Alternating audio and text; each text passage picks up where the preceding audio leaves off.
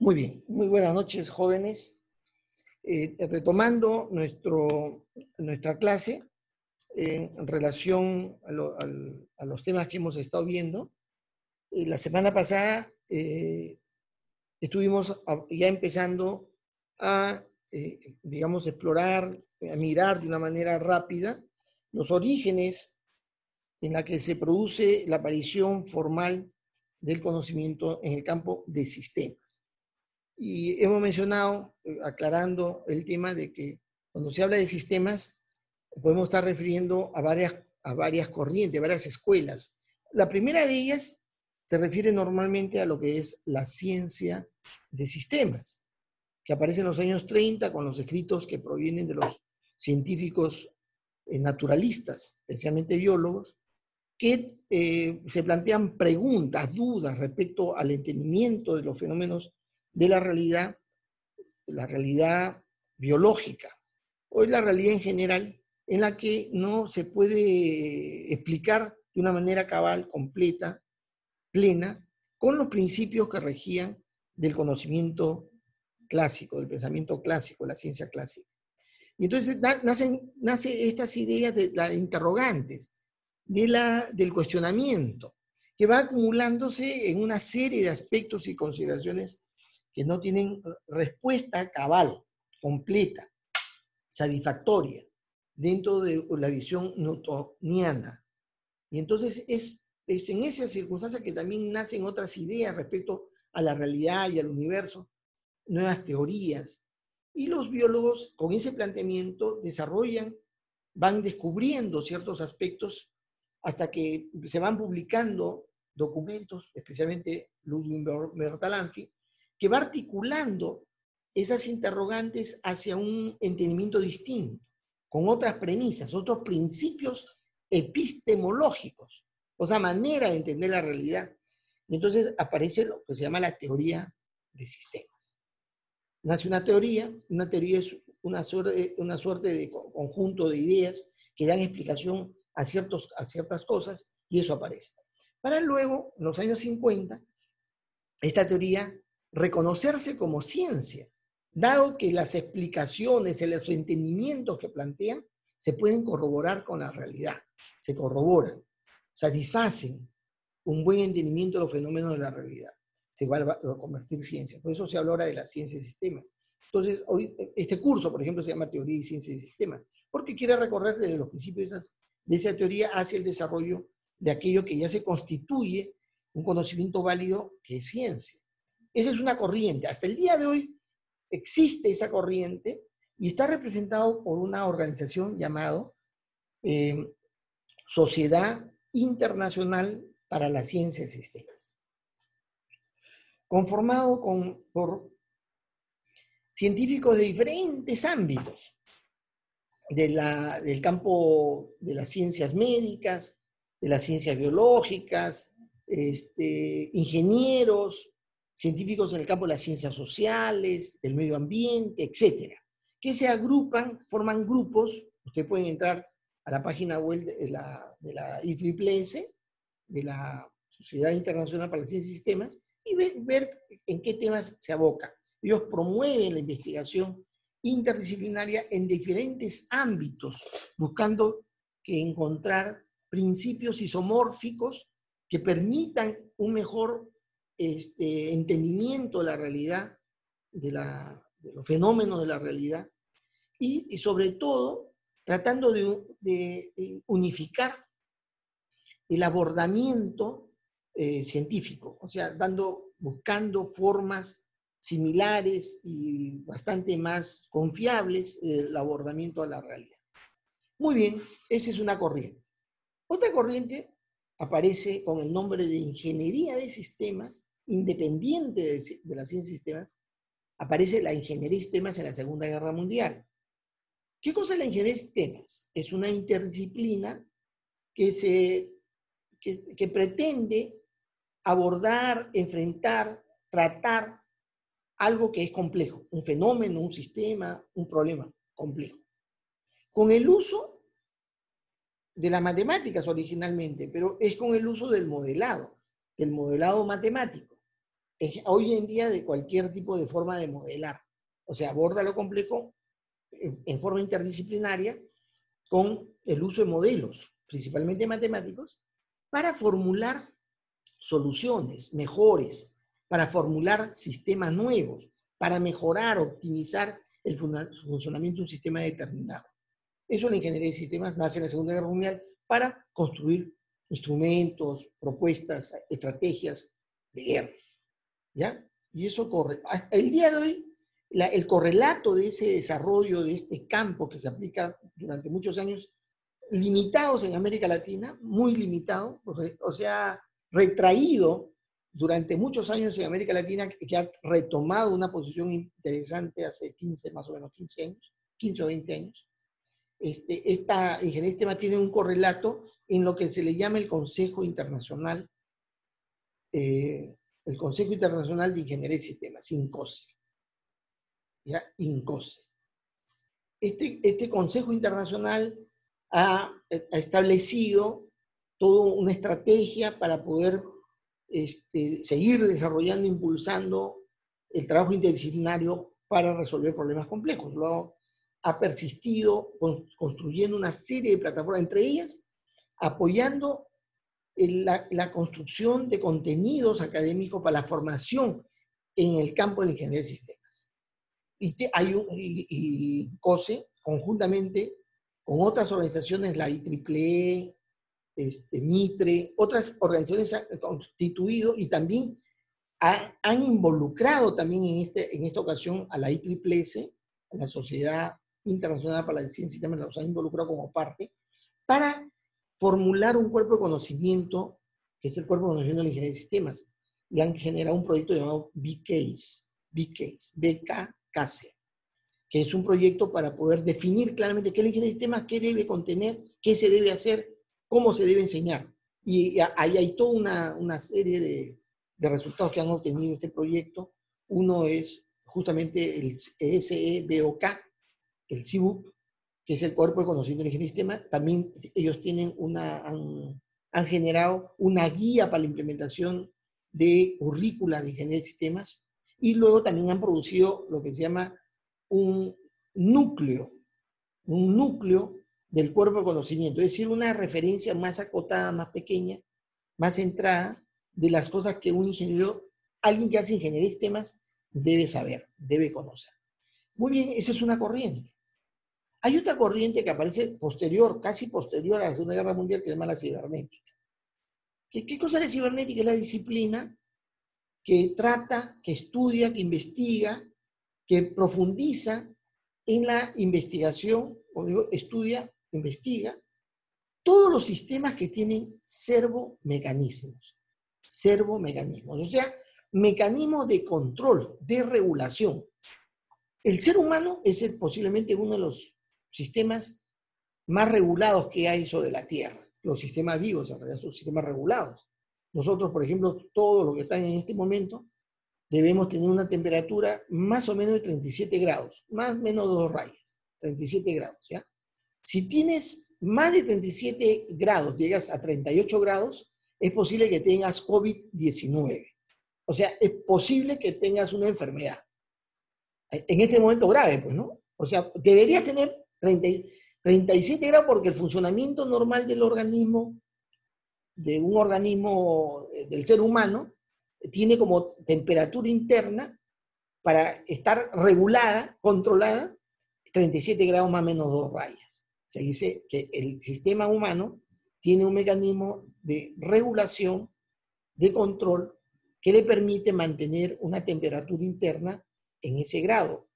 Más o menos, es decir, mantiene un estado estable. Ese concepto de estado estable pertenece más bien al campo de la ciencia de sistemas, pero se aplica en la cibernética de una manera espectacular, ¿no? Entonces la cibernética ha desarrollado toda una serie de aspectos, entre ellas la teoría de control, los sistemas retroalimentados, la retroalimentación circular, etcétera, que permite un mejor entendimiento de fenómenos de la naturaleza, ¿no? Fenómenos que, digamos, normalmente el ser humano trata. la otra línea de desarrollo aparece en los años 80. Se inicia con escritos, breves escritos en los años 70, pero es en el 80 donde ya se desarrolla más estas ideas, y en el año 90 se publica, o sea, sale a la luz el desarrollo de esta otra corriente, que no es, o sea, que no es ciencia de sistema, no es ingeniería de sistema, no es cibernética, es pensamiento de sistemas. Aparece el pensamiento, el llamado pensamiento de sistemas. Aparece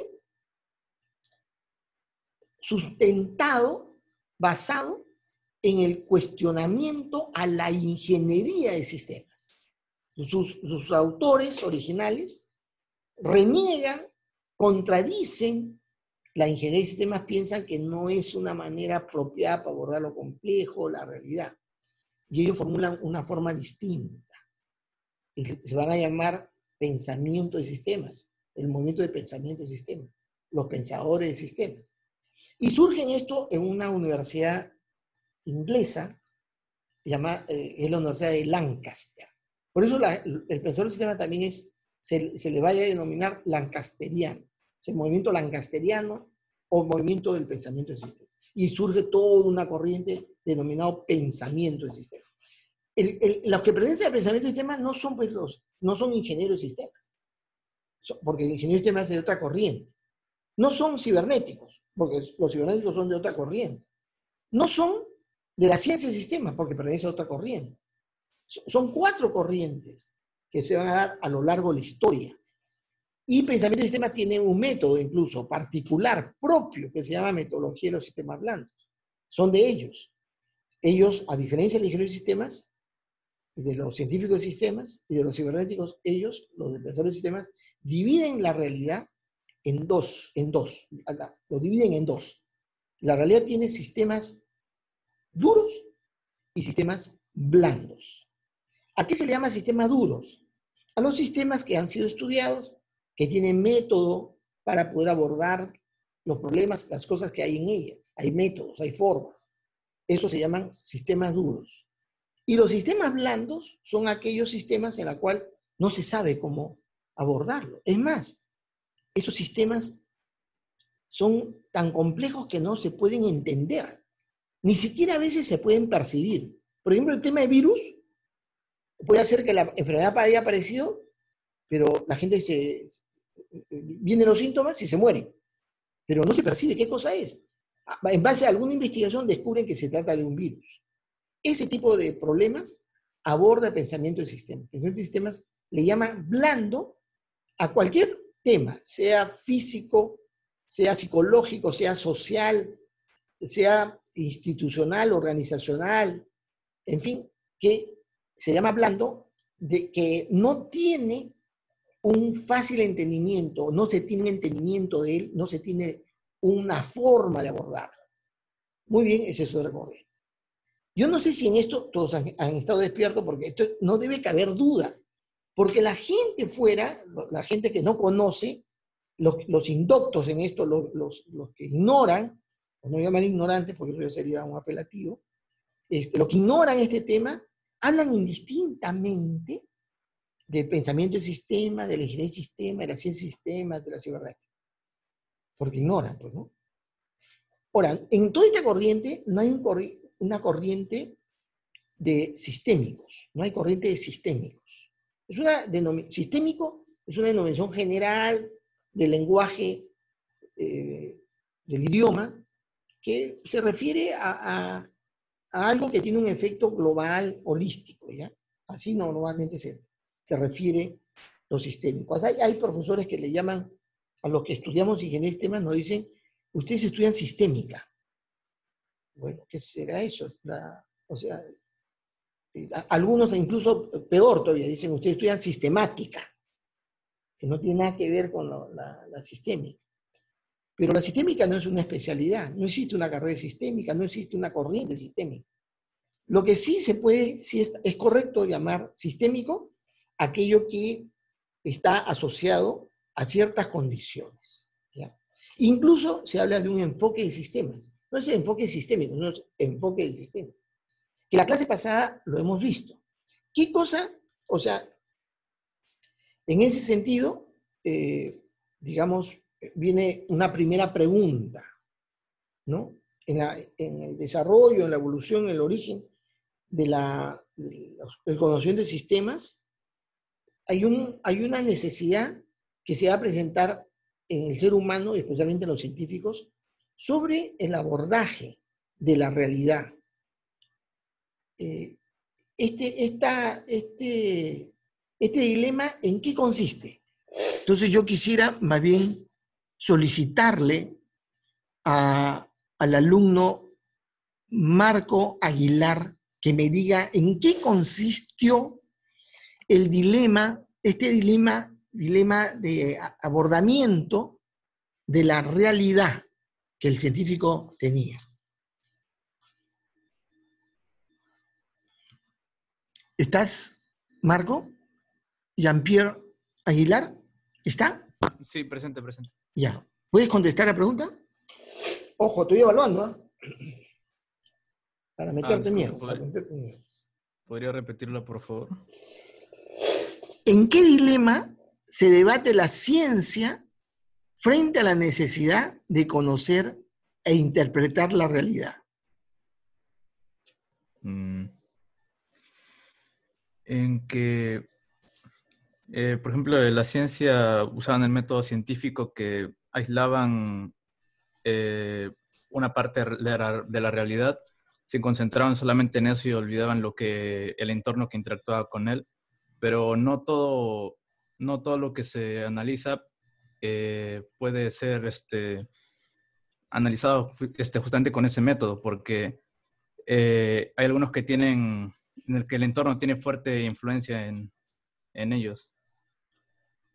Ya. Gracias por la respuesta. Había alguien que estaba levantando la mano. Si desea complementar o añadir o contradecir, bien. No. Si no, yo le voy a pedir a Balbín, ¿está presente Balbín? Que pudiera, si tiene alguna opinión contraria, diferente a lo que su compañero Aguilar ha mencionado. ¿Está Balbín? ¿Estás? No estás. Bien. Entonces, no estaba. Profesor. Sí. Sí, creo que uno de los dilemas también que tuvieron los científicos... ¿Quién está hablando? ¿Te identificas? Porque yo a la vista Calderón Stephanie. Tú eres Calderón Stephanie. Ya, ya Stephanie. A ver, exprésate. Creo que otro de los dilemas, aparte del que mencionó mi compañero, de que aislaban el sistema y ignoraban las interacciones, es que también ignoraban que el sistema o la realidad que pudieran estar viendo era en realidad subjetiva. La realidad que pudieran estar viendo no solo depende del sistema en sí, sino también del observador, de la persona que lo observa. Así como el fin que tiene un sistema también depende de la persona que lo esté observando y el fin que le quiere dar. Bien, muchas gracias. Fíjense, el dilema que se va a plantear en la ciencia, es lo que se va a debatir, es el dilema de, digamos, que tiene que ver de la manera como el científico, resuelve el entendimiento y la interpretación de los fenómenos. Si en virtud de las partes o del todo. Es decir, yo abordo la realidad mirándolo como un todo o voy a llegar al entendimiento de dicha realidad partiendo de las partes. Digamos, independientemente del método que utiliza, es como hago. Esto es muy importante considerar porque si uno mira los escritos más antiguos, coinciden con lo que estuvo en mucha discusión en el siglo XIX y en el siglo XX. Hasta el día de hoy, incluso, esa es un dilema de la ciencia, un dilema de la ciencia. ¿Lo trato como un todo o en algún aspecto de él para poder mirarlo de una manera menos compleja? Esto es un asunto fundamental, porque, digamos, yo cuando yo les he contado de que entonces yo aprendí sobre la fe cristiana de manera autónoma, ¿no? Autónoma. Me enseñaron a leer la Biblia y lo leí. Y una cosa interesantísima es cuando uno lee las primeras páginas de la Biblia, el Génesis. Yo siempre recomiendo leerlo, no por afanes religiosos, sino de mirar la visión de la realidad del mundo que se da en esas páginas. Y se establece una serie de aspectos que me llama la atención, porque el autor, que es Moisés, no tiene dentro de su bagaje formativo y su desarrollo los elementos que podrían consignarle la capacidad para formular tales presunciones. No lo hay, pero está escrito y su autoría se le consigna a él. Y un primer asunto es de que el dilema general o el entendimiento de esa realidad inicial, original, está dada en el hecho de la existencia de una fuerza que se mueve, él dice en la faz de la misma, se mueve en la nada, ¿ya? Es una realidad amplia, abstracta, y cuya característica principal es el movimiento, que representa para ya el entendimiento científico muy posterior, porque estamos hablando de Moisés 4.000 o más años atrás de su existencia, perdón, es que él consigna a la energía, al movimiento como un factor que subyace en el origen del universo. Y luego va a desarrollar todo un desarrollo de una visión universal hasta la particularidad de la Tierra, hasta la particularidad de los seres vivos, partiendo de una perspectiva bastante simple a más complejo, de lo simple a lo complejo, en una descripción progresiva, es progresividad, concepto de progresividad en el desarrollo de la vida, en el desarrollo de los fenómenos, es muy, muy pronta. Incluso dice, la Tierra, dice, estaba desordenada y vacía. Esa expresión desordenada y vacía que está en las primeras letras de la Biblia es una cosa curiosísima, porque es una combinación que solamente los teóricos de la complejidad han podido articular en los últimos años. O sea, porque qué cosa que esté vacío puede estar desordenado. ¿Hay en lo vacío desorden? Es un concepto no solamente filosófico, no conceptual del entendimiento de lo que se entiende se va a dar en el universo, en la realidad, en la que va a ser comprendido más estrictamente con las teorías de Hawking. Y es ahí el que pone esta condición de convivencia de algo que hay y no hay, que existe y no existe, y que va a producir en su interacción una condición de forma, de realidad física, y luego progresivamente al desarrollo de niveles más complejos y biológicos, o sea, que producen la vida. Y entonces hay una visión de ese entendimiento que parte en la Biblia, y si ustedes siguen leyendo, se va a dar cuenta de que hay una descripción general del inicio de la humanidad, y luego la historia en el capítulo 12 de una familia, la familia de Abraham, Y entonces la Biblia pasa de un salto extraordinario, de una visión bastante general o generalizante de pronto a la historia de una familia, la historia de Abraham, que por supuesto también resulta ser tipológica. O sea, no solamente es que es una historia particular de una familia, pero es que a partir de eso se construye toda una historia larga de un llamado pueblo de Dios, ¿no? Así se le llama, pero en realidad su devenir es un devenir que describe, en realidad, en el fondo, las características del comportamiento humano, donde se ponen, se enmarca el establecimiento de marcos morales, sociales, en fin, etcétera. Lo que quiero decir es que en ese libro, en ese escrito antiguo, que se llama la Biblia, se sigue dando esta particular condición o dilema. Entiendo mejor lo que yo tengo a la vista, la realidad que yo quiero observar, dando un marco general, un marco total, de totalidad, o la describo a través de la particularidad de los elementos que lo componen, en este caso la familia. Este es un tema que no debemos olvidar, que el dilema que se debate en la búsqueda del entendimiento científico de la realidad está el entender la realidad como un todo o en partes. ¿Qué consideración de entrada se debe tener en cuenta para abordar una situación, un fenómeno, la realidad, con el llamado enfoque de sistemas? ¿Cuál es la consideración de entrada?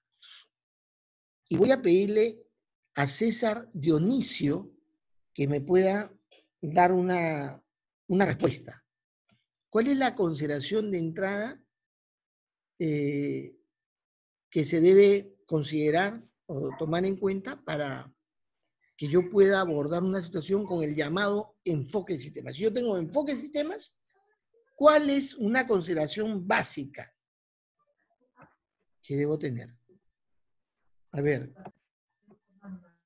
César. Profesor, ¿me escucha? ¿Me escucha? Perfectamente, te escucho perfectamente. Buenas noches, profesor.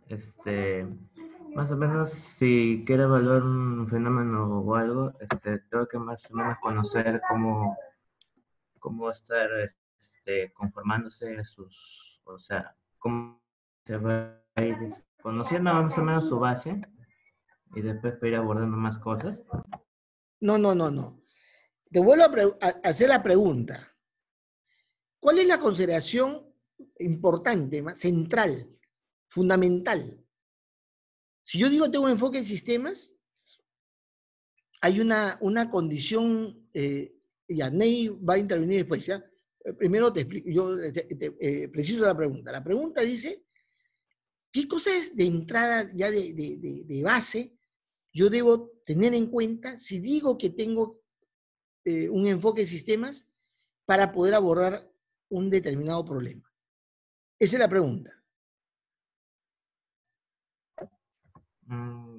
Conocer más o menos cómo está formado dicho fenómeno o lo que se va a estudiar.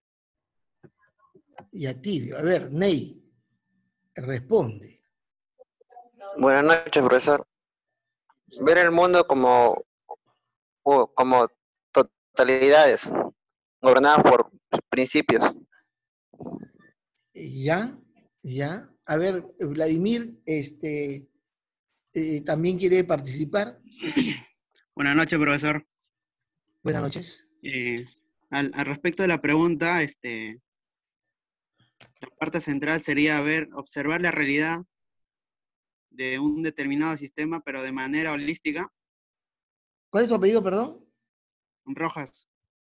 Ya, gracias. Suficiente. Fíjense la visión holística, es decir, un aspecto fundamental, necesario, cuando yo digo que tengo un enfoque de sistemas, es considerar la condición holística de la realidad. Es decir, yo debo decir, tengo un enfoque de sistemas y por lo tanto tengo un enfoque holístico. Ese de base, eso de inicio, eso de entrada. Es decir, tengo que tener en cuenta todos los aspectos que están relacionados al fenómeno. Esto es una cosa de necesidad fundamental en virtud de que la realidad yo la quiero de una u otra manera, digamos, encaminar, ¿no?, hacia un entendimiento completo, ¿no? Pero esa visión holística me lleva a hacer entender que hay diferentes aspectos, pero sobre todo en el hecho de que yo me interesa, más que esos aspectos, es la manera como esos aspectos se relacionan para poder explicar el fenómeno que yo quiero entender. Eso de base. ¿En qué consiste?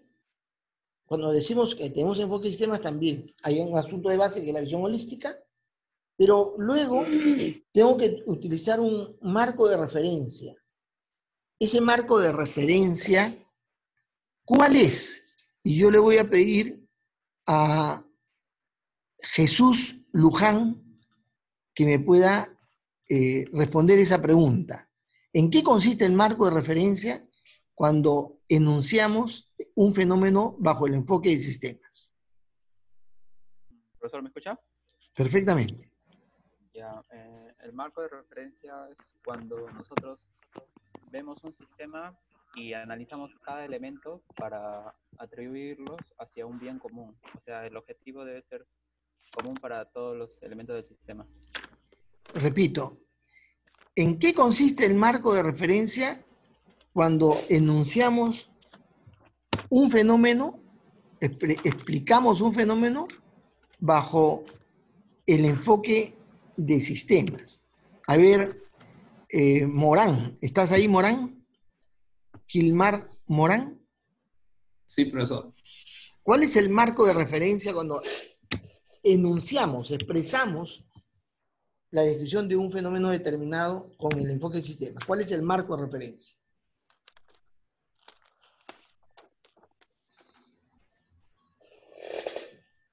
Bien. A ver, ¿alguien más? ¿Está Ñiquén? ¿José Ñiquén?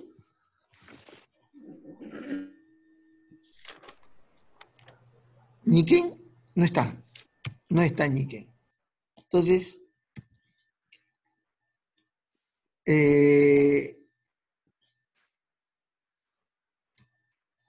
Nelly Bautista. Nelly Bautista. Presente, profesor. Nelly, ¿cuál es nuestro marco de referencia del enfoque de sistemas? Bueno, el enfoque de sistemas sería un... No, el marco de referencia del enfoque de sistemas.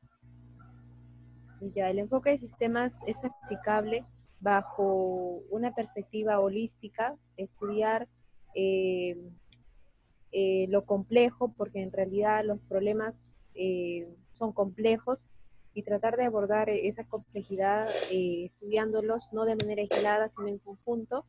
Y lo que hace más complejo a los sistemas es que existen correspondencias existentes y de que algunas falencias o caídas en el normal funcionamiento del sistema, y que sigue aumentando la complejidad. Muchas gracias. Fíjense, yo recomiendo prestar atención a las clases, ¿ah? Porque si no, esta calificación no va a salir tan auspiciosa. El marco de referencia del sistema es la definición de sistemas. Es la definición de sistemas. ¿Qué es un sistema? Es un conjunto de componentes relacionados en una arquitectura de orden determinado para, ¿no?, para desenvolverse en un determinado entorno a fin de alcanzar, cumplir una finalidad. Y que normalmente cuenta con mecanismos de regulación o de control. Esa definición de sistema es el marco de referencia. Un marco de referencia que me permite luego poder describir algo tomando en cuenta estas consideraciones. Es decir, describir esa realidad mencionando, nombrando los diferentes componentes que lo constituyen, su forma de organizarse, la explicación en qué ámbito se desenvuelve, la explicación de qué finalidad tiene y los mecanismos que exhibe para poder establecer un comportamiento en situación estable, ¿no? Cómo se regula, cómo se controla. Ese es el marco de referencia. Hemos dicho también que el enfoque de sistemas aplica pues ciertos principios. O sea, yo digo enfoque de sistemas es porque además de tener una visión holística, que me interesa más las relaciones que hay entre los componentes, de referirme a ese fenómeno con el marco de referencia que es la definición de sistemas, yo además estudio la realidad aplicando 4 principios. Y hemos dicho esos 4 principios son la subsidiariedad, la interacción, el determinismo y la equifinalidad, ¿no? Y entonces, acá viene la otra pregunta. ¿Para qué nos sirve el principio de determinismo cuando aplicamos el enfoque de sistemas? ¿De qué nos sirve aplicar ese principio? Y yo le voy a pedir ahora a Sandro Álvarez que me pudiera tratar de responder esa pregunta. ¿De qué me sirve el principio del determinismo cuando aplicamos el enfoque de sistemas?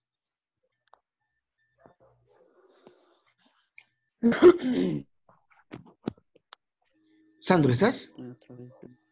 ¿No estás? Ya. No se olviden que el que no está tiene 0 y le pongo falta. Ya. Osis, Luis Osis. Todo fenómeno que actúa. ¿Para qué nos sirve el principio de determinismo? Bueno, en este caso sabemos que todo fenómeno actúa en o puede ser tal vez a través de los sistemas. Y ese es el resultado de unas causas que pueden ser definidas o pueden ser cambiantes. En otras palabras, una no linealidad. Ya, pero ¿para qué sirve, Pechón? Ya me estás repitiendo algo, pero ¿para qué sirve eso? ¿Aló? ¿Estás? Sí, profesor. O sea, nos sirve para poder hallar, nos sirve para hallar causas, para poder hallar causas, los motivos de por qué se produjo ese sistema y ver si podemos hacer un cambio o no. Bien, está muy bien. Y efectivamente, la idea de usar ese principio es indagar en la explicación de las características centrales, principales del fenómeno, del sistema, del problema que observamos. Descubriendo el por qué se produce, cuáles son sus causas, porque toda característica, todo fenómeno que se presenta en un sistema determinado tiene causas definidas.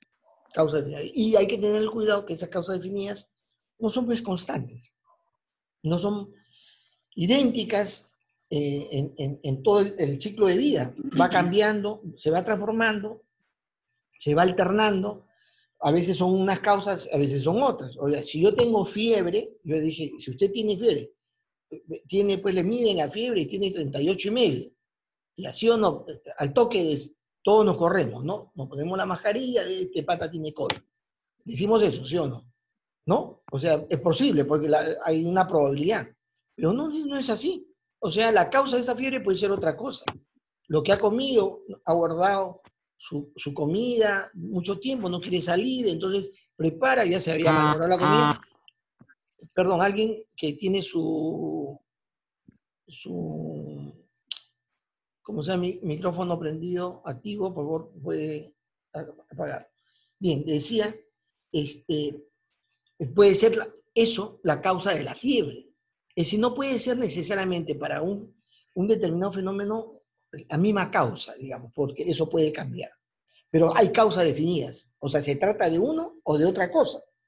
Y entonces, Esto es un asunto muy importante en el entendimiento holístico de los sistemas. Hemos descrito anteriormente esos principios, ¿no? Los 4 principios. Ahora, cuando yo abordo un sistema, desde el punto de vista de sistemas, desde el enfoque de sistemas, tengo ese marco de referencia que es lo que es un sistema, ¿no? La definición del sistema. Y inicialmente yo abordo tomando ciertos principios elementales, que son los 4 principios que mencionamos la vez pasada, y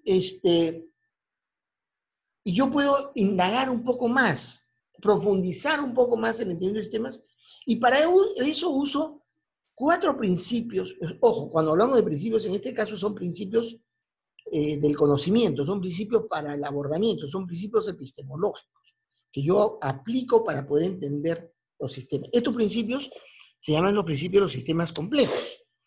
Un primer principio, o un quinto principio, ya después de los 4 iniciales hay un quinto principio para abordar la complejidad, que se llama la pervasividad. Pervasividad.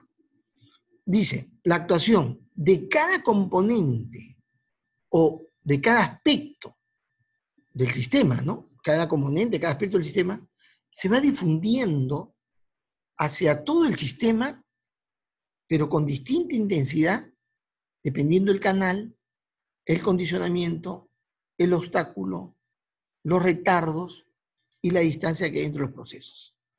Es decir, cuando yo quiero profundizar un poco más en mi visión de sistemas, ¿no? En mi enfoque de sistemas, sobre un fenómeno determinado, voy a explorar un poco más cómo es que se dan esas interacciones y esa influencia que hay entre los componentes que lo constituyen. Y para eso tengo que estudiar, primero, todo el mecanismo, la fenomenología, de la manera como se produce la influencia, del origen. Porque en la capacidad que tiene el que origina la influencia es un factor muy importante para poder entender cómo es que esa influencia se va a producir. Y también estudio el receptor de la influencia, quien recibe la influencia, cómo la está recibiendo, qué capacidad tiene de ser influido, o qué capacidad tiene de resistir la influencia. Tengo que estudiar tanto el que origina, el emisor de la influencia, como el receptor de influencia, para poder tener una explicación más completa de cómo se da esa interacción. Pero esa influencia que tiene, digamos, características que van a estar condicionadas a las capacidades de quien la produce y quien la recibe, también están condicionadas al canal. Depende del canal por donde esa influencia se va a dar. Hay diferentes formas de generar la influencia y medios que distribuyen la influencia, ¿no? Están las condiciones, el condicionamiento. Bajo ciertas condiciones, el virus te ataca, ¿no? Las condiciones determinan ciertas posibilidades e imposibilidades, ¿ya? Las condiciones de lo que fuere. Y también la influencia está determinada por ciertos condicionamientos. Y uno tiene que, cuando se trata de mirar dicho fenómeno, el fenómeno, con una perspectiva de complejidad, hay que indagar ese condicionamiento. ¿Cuáles son las condiciones óptimas? ¿Cuáles son las condiciones pésimas? ¿Cuáles son las condiciones intermedias? ¿No? O sea, ¿cuál es porque hay procesos de influencia que tienen una secuencia de progresividad. Es decir, para ustedes tengan un conocimiento regular del tema de sistemas, tengan un conocimiento, es que no es que en un primer momento yo les voy a transmitir, sino vamos a dividir toda esa transmisión de conocimiento para que usted vaya sintiendo que tiene ya una comprensión apropiada de una manera progresiva. Es decir, digamos, ese ordenamiento de lo que yo voy a utilizar, de los elementos, los instrumentos que van a producir una influencia, va a ser un factor importante que condiciona el grado de efecto que va a tener en lo que se quiere hacer para influir, ¿no? Está también los obstáculos, es otro aspecto que condiciona esa influencia. Y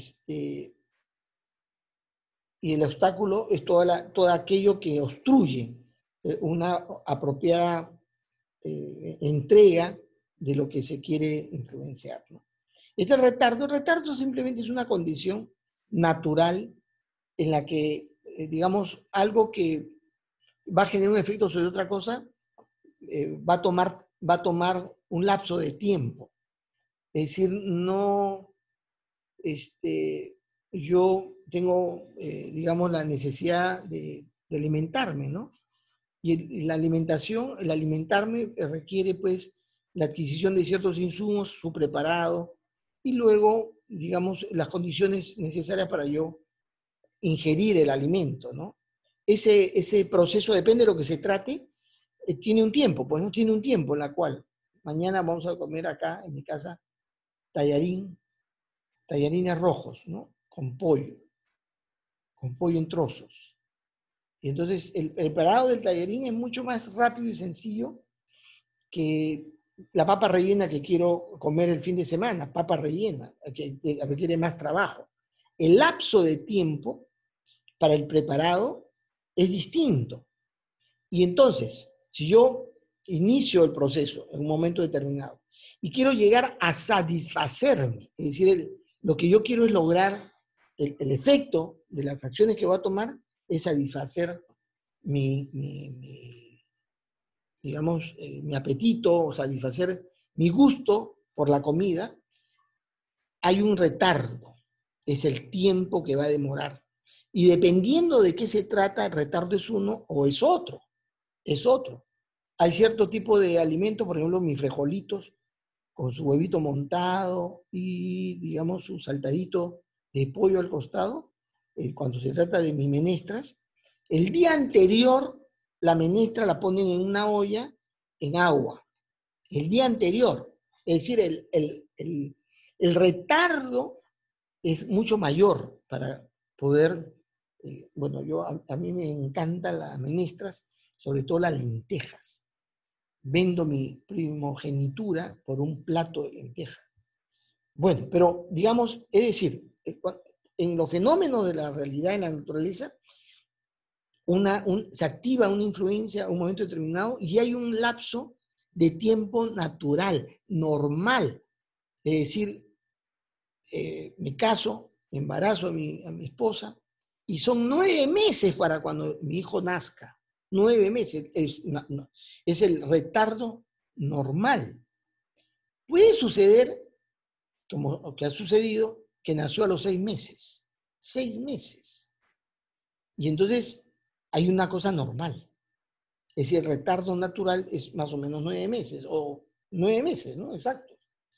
Pero si se adelanta o hay un tiempo mayor, eso ya no se llama retardo, se llama atraso. Entonces hay una idea del entendimiento de la realidad también en cuanto al retardo, porque depende del fenómeno, yo debo saber, para saber cómo se va a dar la influencia, cuánto retarda en producirse. Y por último, la distancia entre los procesos.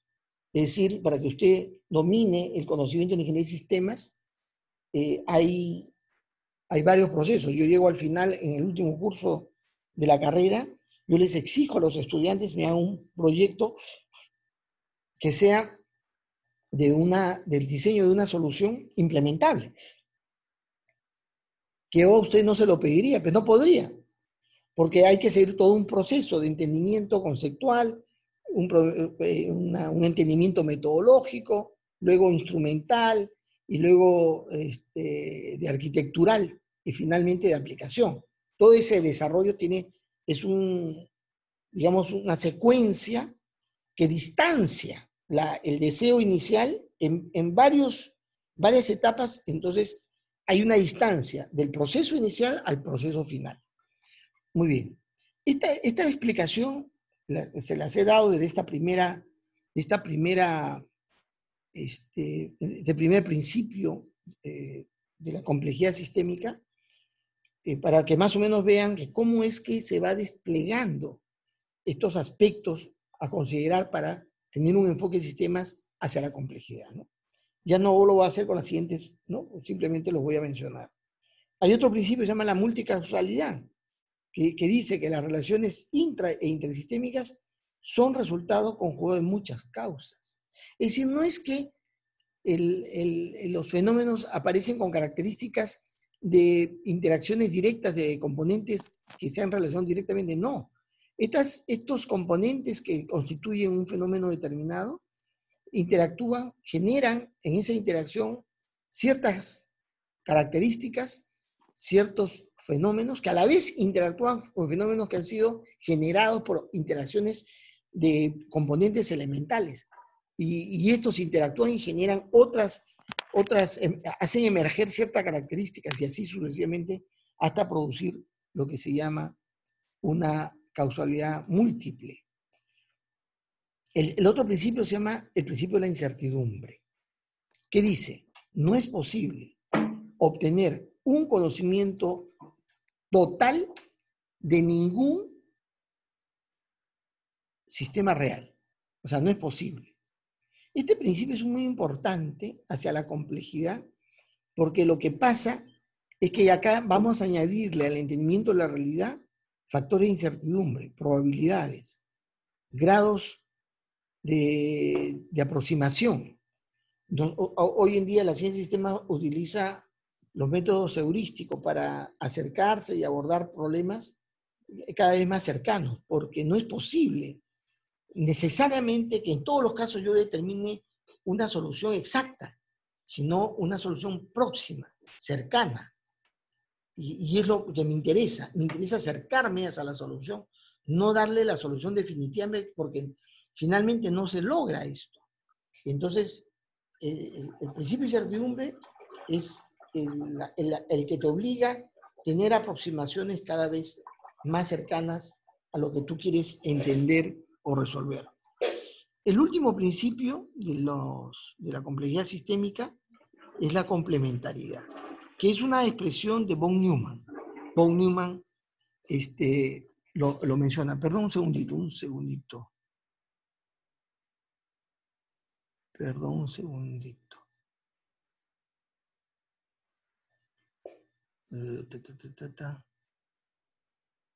Ya. No. Entonces decía que esto es una expresión de von Neumann. Este principio proviene de von Neumann, del gran debate que se va a producir en las ciencias modernas de la teoría corpuscular y la teoría ondulatoria, que en un momento determinado se discutía, se confrontaba las ideas aparentemente contradictorias. Pero von Neumann va a descubrir que estas dos maneras de abordar, que son totalmente distintas, son formas, digamos, apropiadas para acercarse a la realidad. Y el principio dice que lo corpuscular y ondulatorio describen aspectos distintos, pero de una misma realidad, que nos dan cuenta de la realidad en sí. Por un lado, podemos asociar lo corpuscular con aquello que denota, digamos, expresiones que emergen bajo ciertas condiciones que dan cuenta de las características de un fenómeno determinado. Es decir, esa traza que va dejando a lo largo del tiempo, que muestra circunstancialmente ciertos aspectos, cierta característica del fenómeno.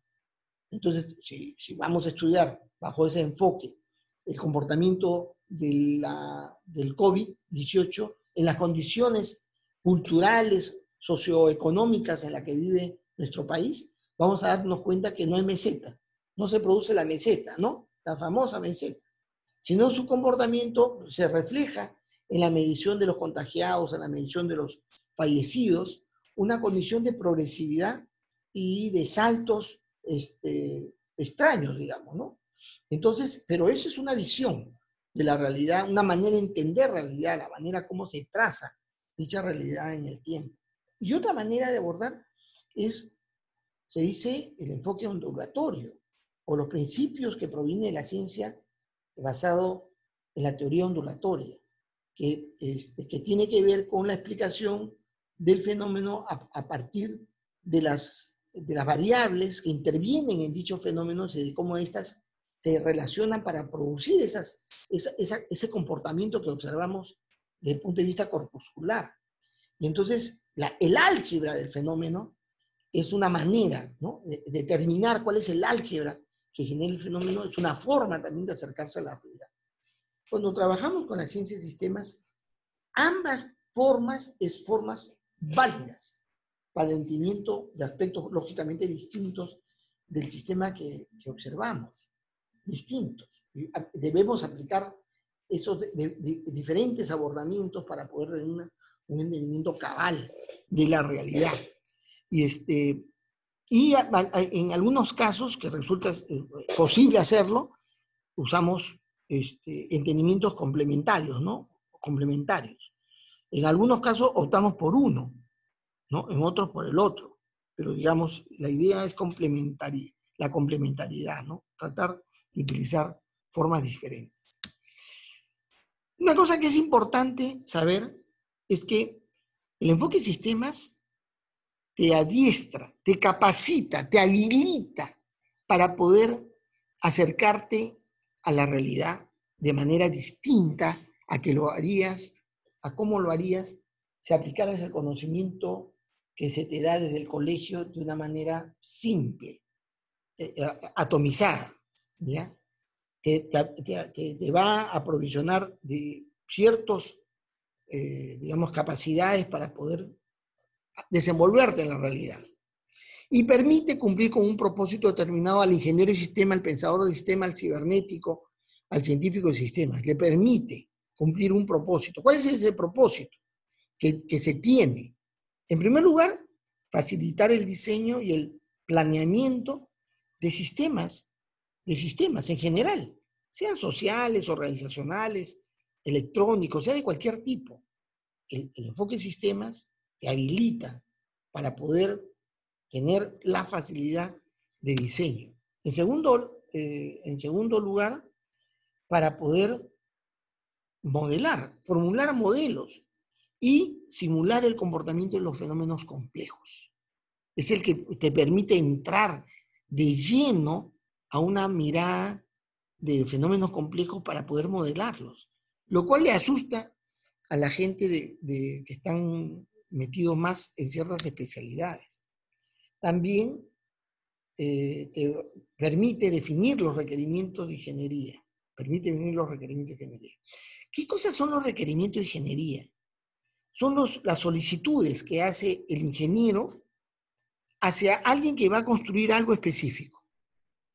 Definir los requerimientos significa haber clarificado cuáles son las necesidades y por lo tanto voy a pedirle al que construye algo físico que haga algo, al que construye un software que haga algo. Es requerir, o sea, definir los requerimientos es especificar lo que se requiere, ¿no? Lo que se requiere. Es definir los requerimientos de ingeniería para mejorar el funcionamiento de un determinado sistema. El enfoque de sistemas permite entonces abordar desde la necesidad hasta la formulación de requerimientos que va a llevar a la construcción de una solución determinada. Luis Enrique Osis Cabello levantó la mano y le doy la palabra. Profesor, o sea, en todo lo que usted dijo en propósito y propiedades del enfoque de sistemas, quiere decir que nosotros podríamos crear un sistema nuevo que esté adaptado a nuestros tiempos, o en otro caso, que si un sistema que ya existe, lo que nosotros hacer es transformarlo en una forma óptima o innovadora, ¿verdad? No, he dicho otra cosa. He dicho que el enfoque de sistema te va a permitir afrontar la realidad para identificar y poder procesar las necesidades de la realidad y poder formular un diseño, ¿no? Planear el desarrollo de una propuesta de sistemas, ¿ya?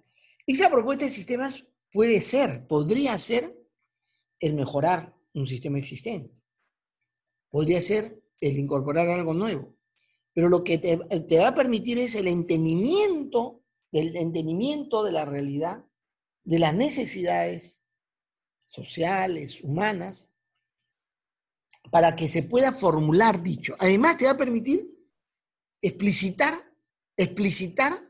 lo que hay que hacer. Es decir, yo tengo mi terreno, 160 metros cuadrados, soy joven, estoy estudiando en la universidad y un amigo de ingeniería civil me felicita, me saluda, le digo, he hecho un gran esfuerzo, pero claro, está lejísimos, Panamericana Norte. Le digo.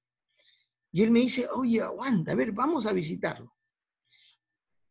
Y me fui a visitar y me empieza a conversar. Me dice, oye, qué bacán, y acá vas a hacer tu casa. Sí, yo quisiera una casa así de 2 pisos o de 3 pisos. Mi primer piso, mi sala, tener cosas como esto para jugar. Le cuento, ¿no? Él hace una labor de entendimiento de mis necesidades. Y luego de haberlas entendido, me lo va a plasmar, se llama César Alvarado, mi amigo, le estoy contando una parte de la historia de mi vida, y es que efectivamente yo recién me casaba, me compré un terreno, y él, mi amigo, mi pata, estudió ingeniería civil y ya sabía hacer diseño civil. Él lo que hizo fue conversar conmigo, verme con tal entusiasmo, y me trajo a mi salón de clase un plano, pero boceto, un plano tipo boceto, donde me plasmó aquello que yo le había expresado. Le dije, uy, chamare, qué bonito que lo que has hecho. Claro que me hubiera gustado que también acá hubiera más baños. Entonces digo, ya ver, ¿qué más? Y al final me obsequió los planos de lo que después fue mi casa. Me obsequió los planos de lo que fue mi casa. Esos planos sirvieron para especificar que o sea, el diseño fue de 5 pisos. ¿Ah? Es un diseño para una casa de 5 pisos, no de 3 pisos, de 5 pisos. Hoy día esa casa tiene 4 pisos, ¿ya? Tiene 4 pisos. Pero él hizo un diseño que luego ha servido para poder especificar los requerimientos de construcción, los requerimientos de ingeniería para construir la casa. El trabajo que hizo él es un trabajo que tomó en cuenta consideraciones de necesidad y lo plasmó en un plano, en un diseño que le permitía luego que ha permitido después especificar lo que se requiere construir, o sea, los requerimientos de ingeniería. Entonces, ese proceso se hace con ciertas capacidades, ciertas habilidades, que te las provee el enfoque de sistemas. ¿Ya? También te habilita para que tengas la capacidad de actuar, proponer, pensar formas optimizadas de los sistemas ya existentes. También.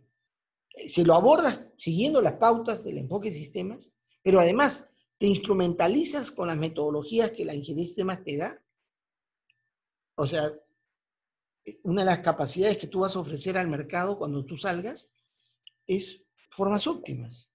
Esto se hace bien, pero se puede hacer mejor de esta manera, o de esta otra, o de esta otra. Sino que la primera te cuesta tanto, la segunda te cuesta tanto y la tercera te cuesta tanto. La primera te sacas estos beneficios, la segunda estos otros beneficios y este otros beneficios. El primero tiene estas consecuencias colaterales. Este otro tiene estas otras consecuencias y esta tercera. Escoge. Eso te da la capacidad de plantear, ¿no? Alternativas a sistemas ya existentes, pero formas mejores, óptimas. Muy bien.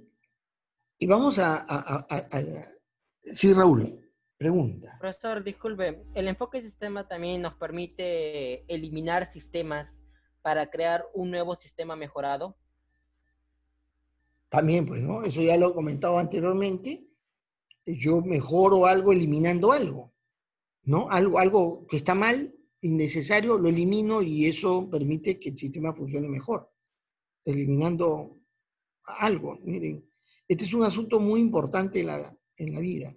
Hay toda una técnica de calidad que se llama las 5 S. Algún día ustedes lo van a estudiar, las 5 S, que lo inventaron o lo diseñaron los japoneses para mejorar tus condiciones de labor, que permite mejorar la calidad de lo que haces. Especialmente para los estudiantes es muy importante. Busquen en internet las 5 S y traten de aplicarlo. Es bien bacán. El primero es que tenés que mantener limpio. Limpio. Tienes que procurar tu ámbito, digamos, de desenvolvimiento.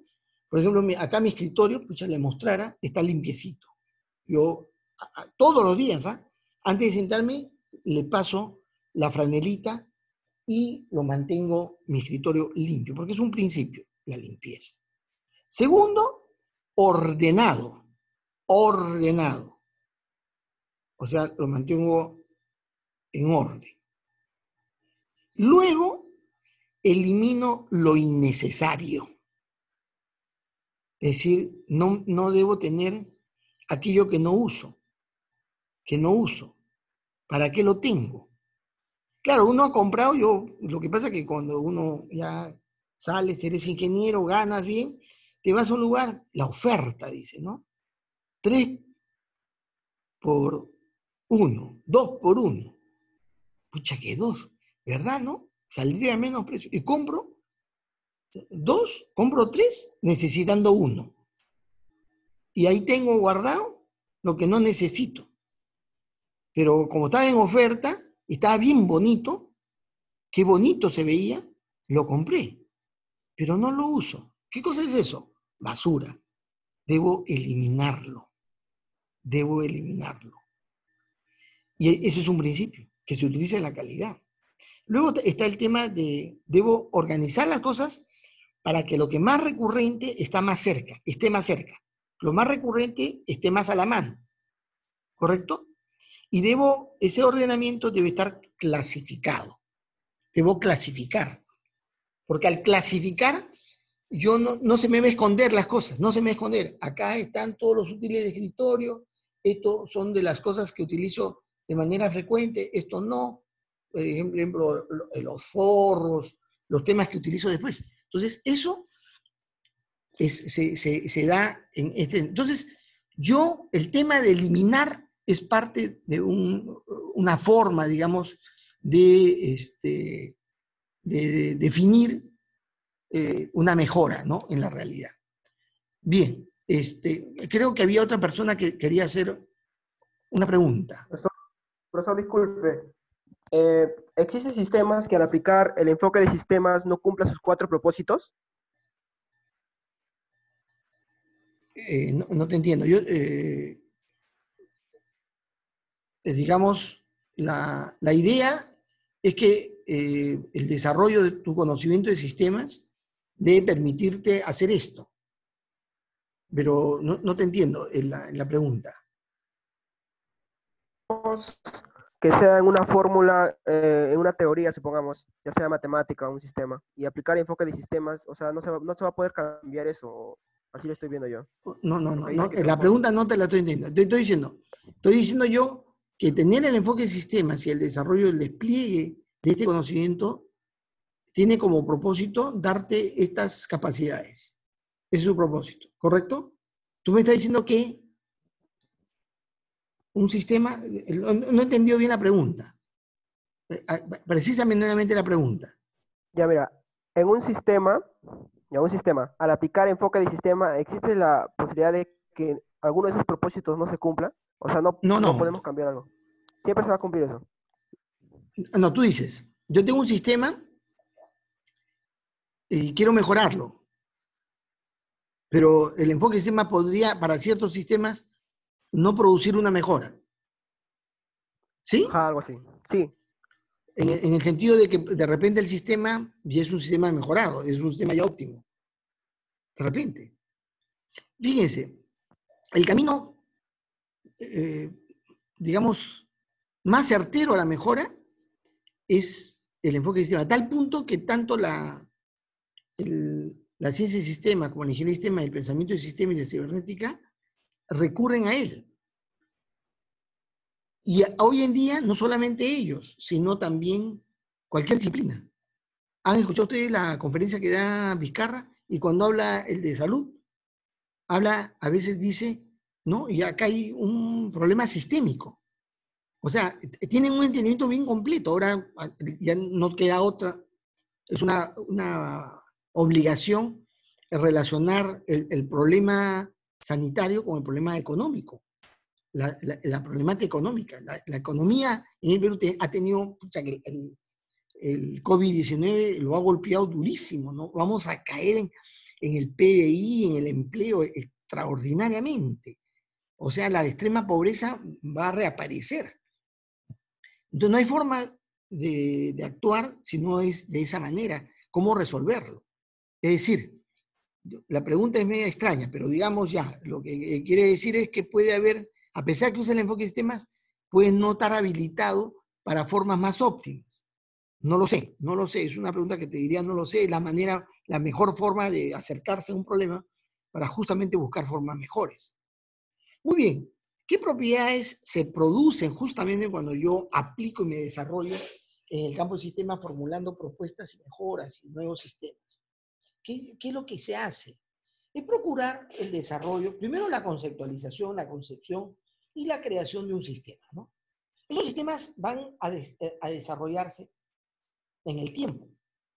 Ese desarrollo es un desarrollo característico, es un desarrollo característico. Es decir, se dice, se desarrolla en el sentido de que el sistema no es que tenga más componentes o más funciones, sino se dice se desarrolla porque sus características van evolucionando de una progresivamente a otras. Ayer le preguntaban a un economista sobre el tema de la caída de la economía, ¿no? Y el economista decía que la economía va a descender, o sea, la producción se va a decaer, ¿no? La producción. Entonces, y que no vamos a seguir creciendo como estábamos creciendo antes. Y la otra persona que le entrevistaba decía, pero una cosa es crecer y otra cosa es desarrollarse. Efectivamente, porque el PBI ha crecido, la inversión ha crecido, el consumo ha crecido, pero no hay sistema de salud apropiadamente construido. Tenemos un sistema de salud precario, de tal manera que no ha podido responder a velocidad apropiada frente a una situación tan complicada como esta. Es decir, nuestro sistema de salud es una desgracia. Es decir, hemos sido un país en crecimiento, pero no un país en desarrollo. Porque un país en desarrollo tendría la capacidad para responder rápidamente frente a una emergencia como esta. ¿No?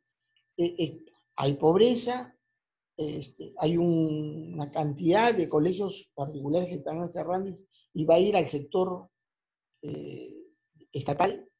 Sin embargo, el sector estatal tiene un nivel de enseñanza precario, ¿no? Que no califica en las evaluaciones internacionales que se hacen.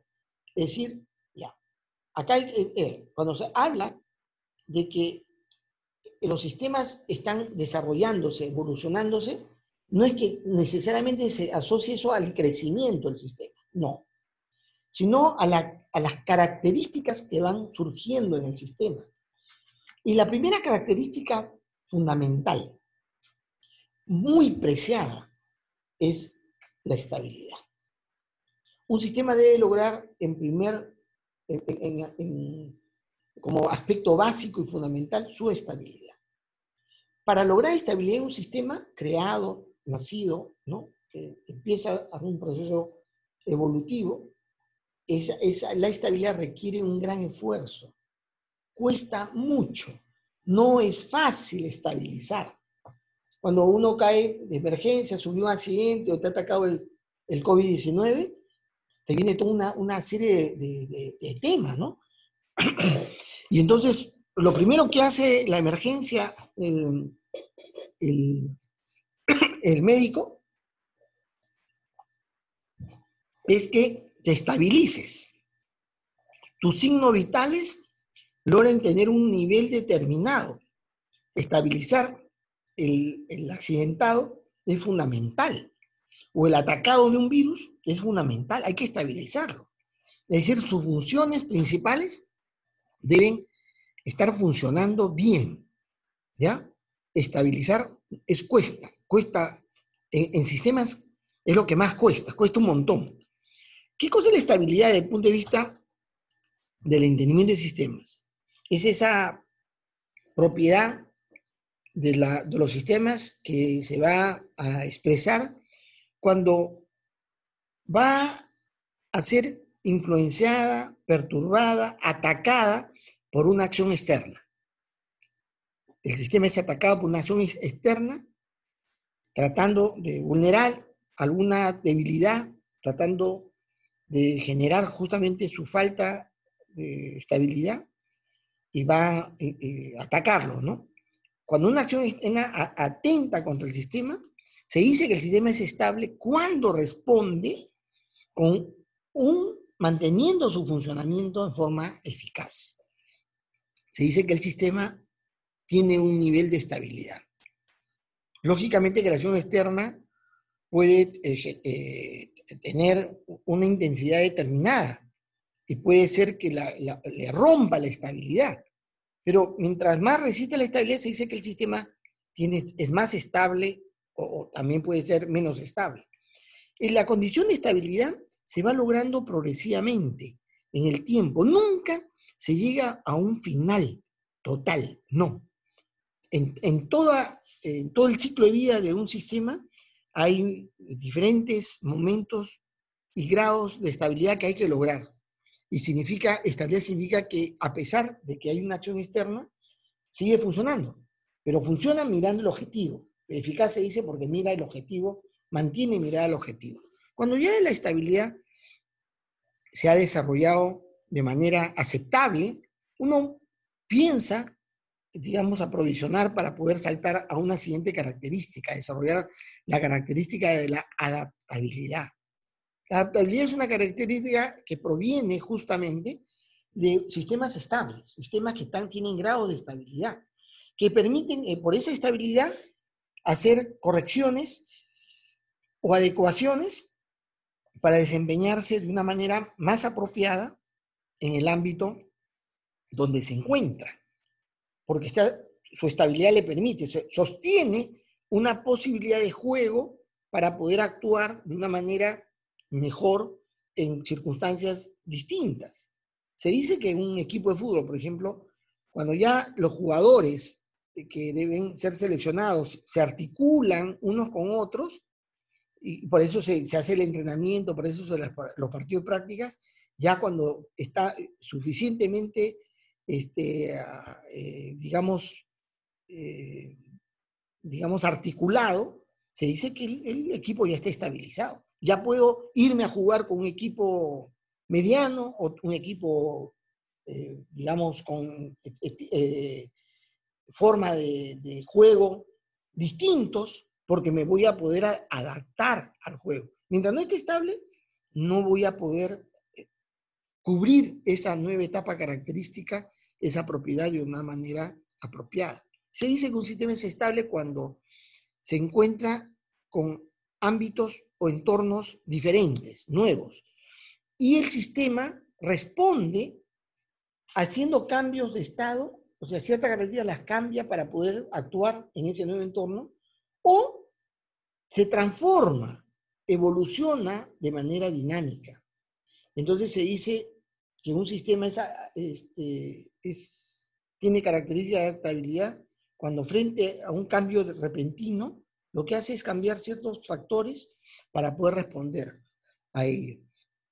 Yo tuve la oportunidad de, siendo un muchacho, de visitar, por una razón de colaboración, de compromiso social, nos íbamos a la sierra a ayudar a una comunidad campesina, y un amigo que estudia turismo nos invitó a tener una experiencia, ¿no? Nos hizo llevar nuestra ropa de baño, en fin, y en ese lugar donde íbamos, que era en la sierra, se pasaba por una laguna, la laguna Yanganuco, cerca de la laguna Yanganuco. Y hicimos una desviación para ir a la laguna y experimentar meternos a la laguna en la época que la laguna estaba ya congelándose, y en donde había una capita de hielo sobre el agua, que ya estaba ahí, y tú la podías romper la capita con la mano, ¿no? El dedo. Era una capita pequeña, pero estaba ya en una condición de 0 grados en la temperatura. Y entonces lo que se hacía era sacarte la ropa, y nos íbamos, sacábamos la ropa, le damos con la trucita, y ¡bum! A meterse en la laguna, ¡bum! Zambullirse en la laguna, por 5 segundos, ¿ah? El reto era 5 segundos. 1, 2, 3, 4, 5. Y salir. Secarte, ponerte nuevamente la ropa, abrigarte, y luego esa experiencia, ese experimento, esa cosa que experimentamos tenía como propósito demostrar algo. Y sucede que yo no llegué a los 5 segundos, por supuesto. Yo 1, 2, 3, 4, 5, y pum, salí. O sea, es dificilísimo. Duele el agua helada, duele. Bueno, el asunto que hicimos, pero igual, pues el frío y todo, me sequé todo, y a los pocos segundos sudaba bárbaramente, bárbaramente. Regresando al carro, estaba empapado, y justamente nuestro amigo nos dijo de que deberíamos llevar más ropa, digamos, para poder cambiarnos en el carro ya, después de estar sudando inconteniblemente, empapados. Teníamos que sacarnos la ropa, secarnos con una toalla y volver a ponernos otra ropa seca, si no nos podíamos enfermar. Y en el camino, volviendo ya, siguiendo el camino hacia el lugar donde nosotros hacíamos la labor social, todos nos privamos, nos dormimos, o sea, en una condición, pues, lógicamente, de, ¿cómo se dice?, de relajo. Y entonces era un experimento en la cual, en primer lugar, cuando te metes repentinamente a un ámbito que cambia las condiciones del entorno, en este caso es de temperatura, la respuesta para un sistema con características adaptativas es ¡pac! ¿Qué cosa se genera ese rato? ¿Qué cambia? El ritmo cardíaco. Cambia el ritmo cardíaco. Empieza el corazón a palpitar para poder hacer circular la sangre más rápidamente. Otra cosa que cambia es las células. Las células vibran, empiezan a vibrar, las células, ¿ah? ¿Por qué? Para que en esa vibración producir calor. O sea, el cuerpo empieza a producir calor y las glándulas empiezan a producir líquido, pero tibio, pues, ¿no? Tibio. Realmente, no solamente sudas cuando te enfrentas al calor, también acá hay un efecto. El asunto es de que esa respuesta que tiene el sistema es una respuesta instantánea, cambio de estado, se dice. Una vez que ya pasa las condiciones, el cuerpo progresivamente vuelve a su estado anterior.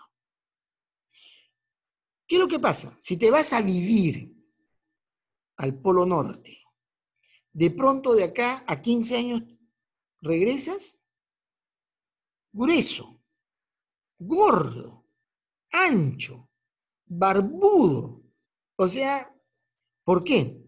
Porque en un largo tiempo en la cual el entorno, cuando el entorno llega progresivamente o te mantienes en un entorno mucho tiempo, tus condiciones biológicas se alteran de una manera estructural, porque se va adaptando al medio en forma ya dinámica, evolutivamente, en nuevas formas.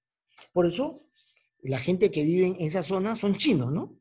Pero son rasgados no porque vienen de culturas orientales, son rasgados porque el reflejo de la luz sobre la nieve te hace cerrar los ojos permanentemente para que la luz no te dañe la vista.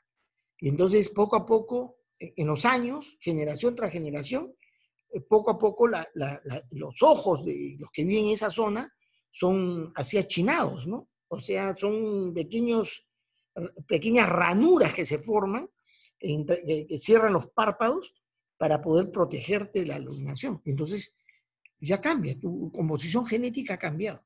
Bueno, se dice que un sistema tiene características de adaptabilidad cuando es capaz de adecuarse al nuevo entorno, o cambiando de estado temporalmente y volviendo luego a su estado normal, o evolucionando de una manera dinámica.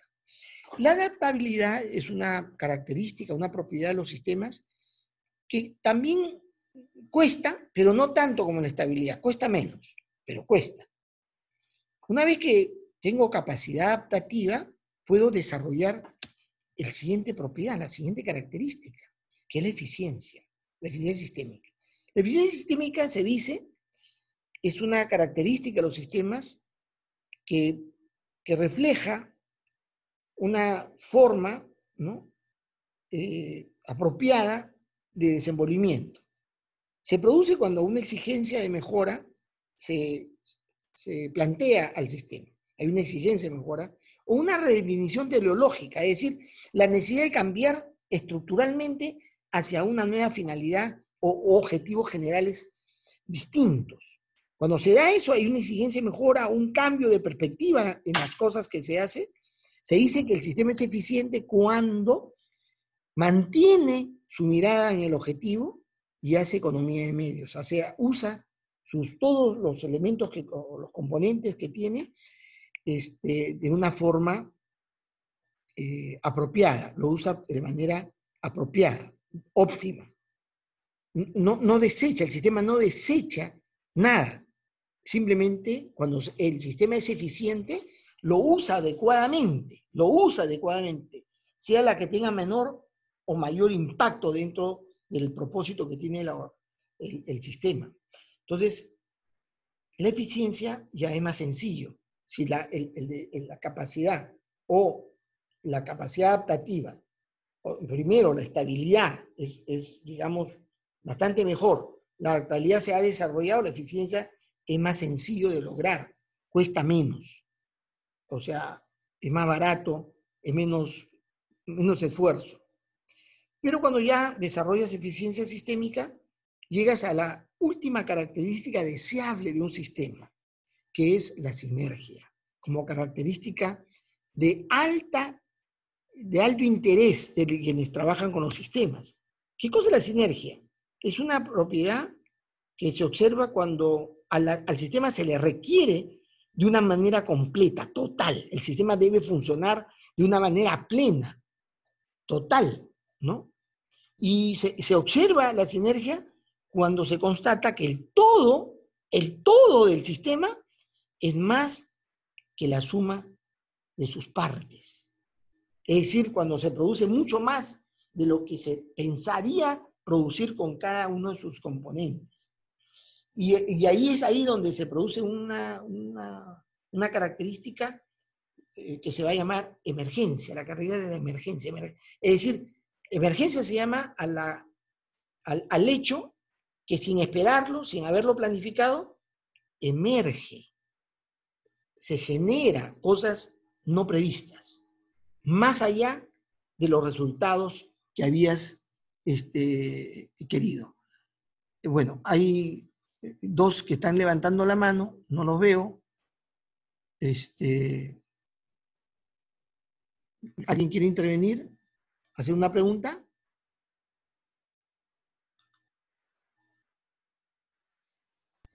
Profesor, No, disculpe. sí. ¿Qué hace que el todo sea mayor que sea mayor que sus partes? ¿Es la interrelación o qué es? Como estoy diciendo, es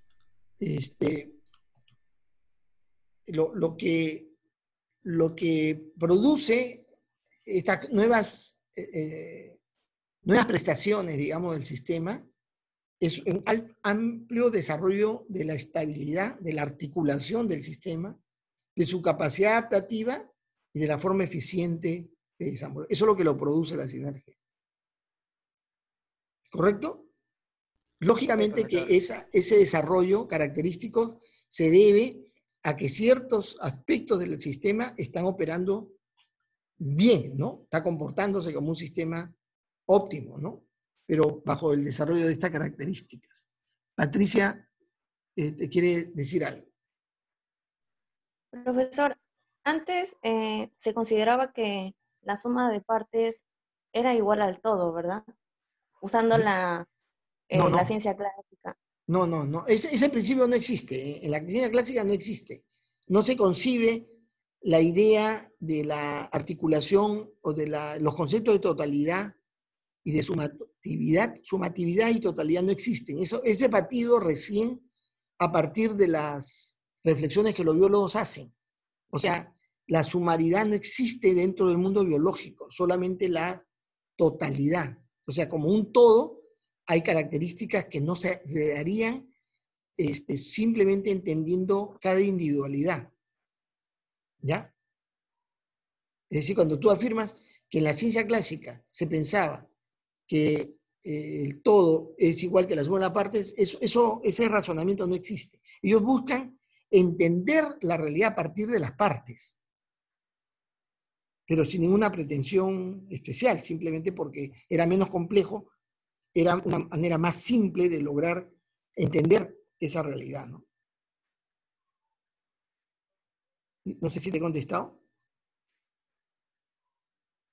En la lectura aparecía el término de aditivo, o sea que la ciencia que era mecanicista y también pensaban que era aditivo en la antigüedad. Ya, bueno, supongo yo aditivo en el sentido de la comprensión y la composición de la comprensión de las cosas. Porque el mecanicismo es una forma de expresar el mecanicismo de la manera como la realidad se va a comportar en la entrega, en la entrega sucesiva del comportamiento de los fenómenos, ¿no? Se dice el mecanicismo como principio, es decir, yo secciono en etapas y en relaciones sucesivas, ¿no? Eso es lo que se entiende. Pero posiblemente, pero es aditivo en el sentido de la comprensión. Yo comprendo y para poder tener una comprensión total, comprendo esto primero, esto segundo, esto tercero. Y yo termino mencionando que eso, digamos, la ciencia que emerge en los años 30 con los biólogos, el razonamiento es bien simple, ¿no? Es que si yo estudio el ojo, fraccionando el ojo, sacándole las capas que tiene, la extraigo de una persona, ¿no?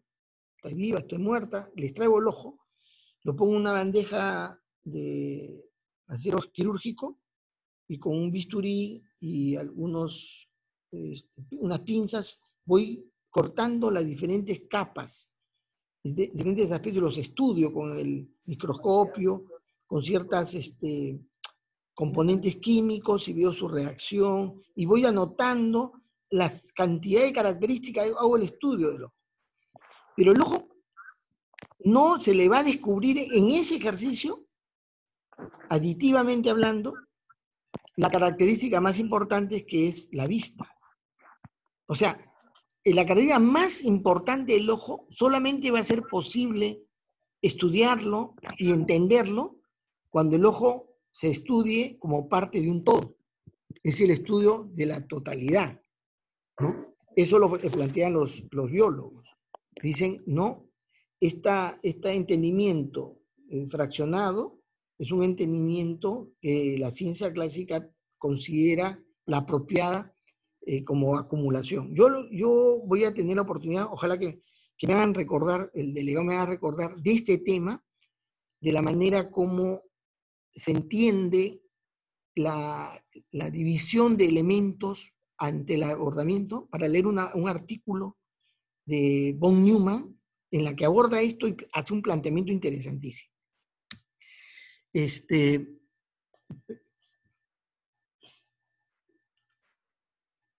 Profesor, disculpe, yo Sí. pienso que el enfoque mecanicista que mi compañero decía era porque antes pensaban más en un todo elemento. siempre un conjunto de elementos. O sea, digamos que el cuerpo está conformado por cabeza, tronco y extremidades. Por eso yo pienso que eso se refería con el que la suma de partes es igual al todo. Ya, puede ser. Sí, sí. Está bien, está claro. O sea, efectivamente, ¿no? La división clásica, cabeza, tronco y extremidades. No hay división, una división que articule el funcionamiento total, ¿no? Bien. Termino con esta lámina. Los biólogos, como hemos repetido, son los que plantearon la necesidad de pensar de una manera distinta a la realidad a la que planteaba el pensamiento clásico, donde introduce el concepto de totalidad, del todo, ¿no? Pero sobre todo porque de esa manera se acercaban más a una mejor comprensión de esos fenómenos complejos.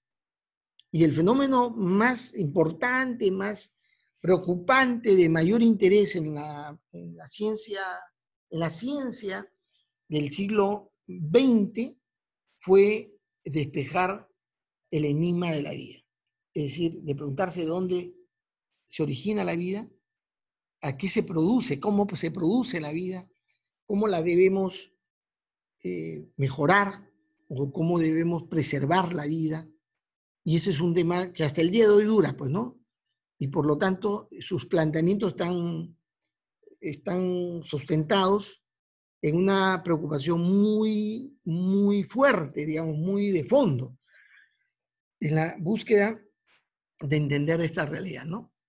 Eso hizo que se supere, lógicamente, con esa preocupación, con ese entendimiento, con esa búsqueda, se supere el reduccionismo científico clásico que existía en esa época y incorpora un asunto también moral, que está muy relacionado ontológicamente a la base filosófica de la ciencia de sistemas, del pensamiento de sistemas también, que tiene que ver con la necesidad de entender la realidad completo, porque implica lo que hagamos, ¿eh? Lo que hagamos en la sociedad va a implicar un efecto sobre el mundo que nos rodea y sobre todo en la preservación de la vida, ¿ya? Es una responsabilidad. Es decir, el indagador, el científico de sistemas va a sentir claramente, va a visorar claramente que lo que haga, lo que entienda, va a tener un efecto sobre la posibilidad en el futuro de la vida, del ser humano. El estudio de los seres vivos exigieron, pues, ¿no?, que entenderle esa realidad como una jerarquía de niveles de complejidades, ¿no? De niveles, varios niveles de complejidad.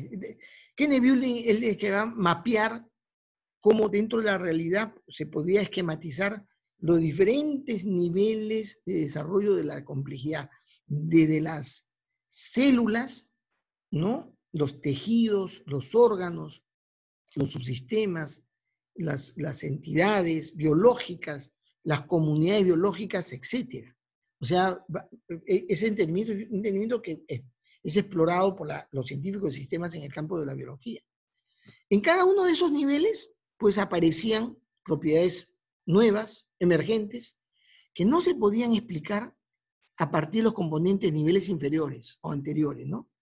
Porque se derivaban de la interacción y no de los componentes individuales, ¿no? Lo más elemental, eso, o sea, abundantemente, ¿no? Esa digamos, constatación, pero miren, el agua, hidrógeno y oxígeno, dos gases, características sin duda diferentes, pero ninguno de los dos puede, digamos, asemejarse o se le aplica los principios de su entendimiento de lo que es el agua, que es la interacción del oxígeno y el hidrógeno, ¿no?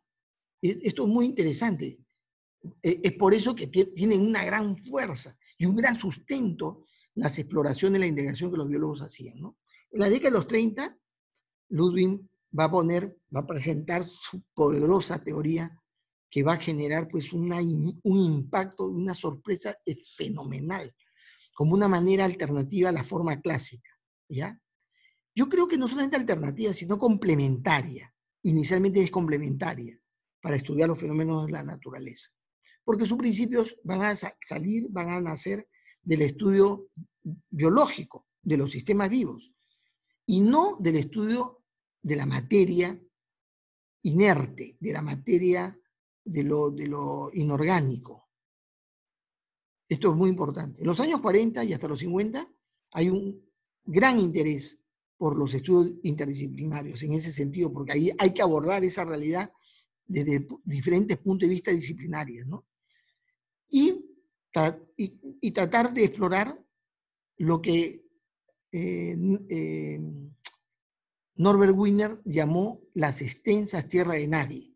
A la alta especialización que se había dado, habían partes, zonas del ámbito del conocimiento humano que no era explorado, no era estudiado por la ciencia, ¿no? Debido a esa gran proliferación de una ciencia fragmentada y atomizada. Y es ahí donde surge una manera de pensar distinto de los sistemas, ¿no? Que le vamos a llamar el pensamiento de sistema, que viene en la siguiente clase. Bien, voy a pasar lista. Voy a pasar lista. Entonces voy a pedirles que por favor me respondan al llamado de sus nombres. ¿Cómo se llama? Bueno, al delegado me pasará la voz aquel que no tiene micrófono. Aguilar. Presente. Alarco. Presente. Altamirano. Presente. Álvarez. Aymachoque. Disculpe, Aymachoque en el chat acaba de avisar que está presente. Correcto, es lo que me... Gracias. Balbín. También, profesor. Barzola. Presente, profesor. Basadre. También, profesor, en el... ¿Qué? ¿Tanto? Bautista. Presente, profesor. Bruno. Presente, profesor. Calderón. Presente, profesor. Cárdenas. Presente, profesor. Carguás. Presente, profesor. ¿Es Carguás o Carguas? Carguas. Es con acento en la A. Ah, no, sin acento, sin acento. Sin acento, Carguas, ya. Dionisio. Presente, profesor. Eustaquio. Presente, profesor. Flores. ¿No está Flores? Presente. Ya, compadre, ¿eh? Cuidado que yo doy 2 segundos, ¿sabes? Para que me responda, ¿eh? González Guamán. Presente, profesor. González Rodríguez. Presente, profesor. Landeo. Presente, profe. Leandro. Presente, profesor. Loza. Presente, profesor. Luján. Presente, profesor. Martínez. Profesor, en el chat acaba de decir que está presente Martínez. Gracias. Morán. Presente, profesor. Núñez. Presente, profesor. Niquén.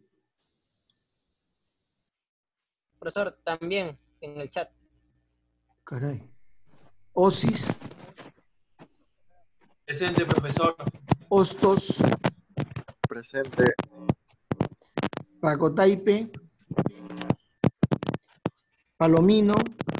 Presente. Prada.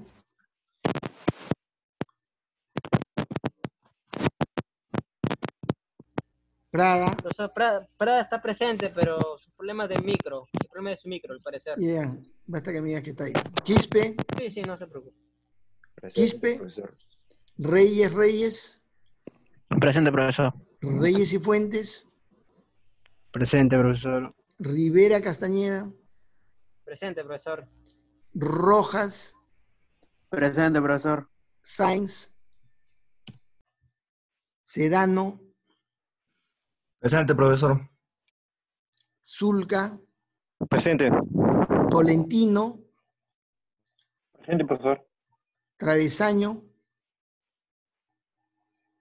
a la 1, Travesaño a las 2, Valdivia, Presente, profesor. Vilca,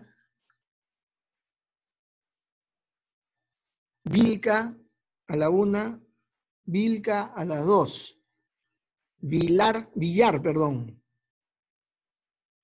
Villar, Presente, profesor. Villaverde, Presente, profesor. Ceballos. Presente, profesor. Bien, jóvenes. Bien, entonces, no se olviden, 11 de la noche, traten de responder, y cualquier cosa que se requiera coordinar, cualquier cosa a través del delegado, para cualquier consulta que pueda haber, y para juntarnos a lo largo de la semana. Y si no, en el grupo Yahoo del curso TCS Uni 2020I, también me pueden ahí hacer una consulta. Bien, ¿algo más? ¿Alguien quiere decir algo? Profesor, Muy ¿qué bien. sucede si una persona no puede entrar al grupo Yahoo?